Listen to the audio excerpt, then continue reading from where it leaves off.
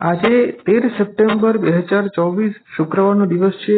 હું આજના વારના સ્વામી શ્રી દૈત્ય ગુરુને નમન કરું છું. આજે ભાદર મહિનાના સુદ પક્ષની દશમીની તિથિ છે, જે રાત્રિના 10:30 સુધી છે. ત્યાર પછી એકાદશીની તિથિ છે. આજે આખો દિવસ ચંદ્રમા પૂર્વાષાઢા નક્ષત્રમાં રહેશે. આજે આખો દિવસ આયુષ્યમાન યોગ છે અને ઘર અને વણિજકરણ છે. આજે આખો દિવસ ચંદ્રમા ધનુ રાશિમાં રહેશે. આજે શ્રી રામદેવ જયંતિ છે, તેજા દશમી છે, દશાવતાર જયંતિ અને વ્રત છે અને આજે આખો દિવસ રવિયોગ છે.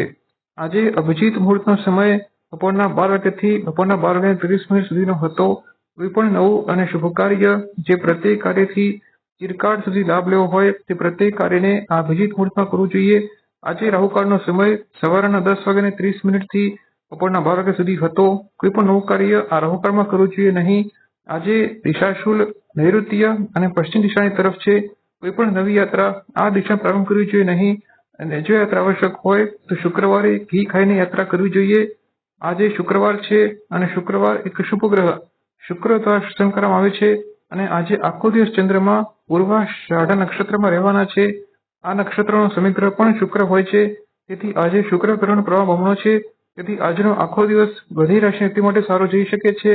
માત્ર શુક્ર ગ્રહના શત્રુ ગ્રહ સૂર્ય ગ્રહની રાશિ સિંહ રાશિ વ્યક્તિઓ સાવધાન રહેવું જોઈએ.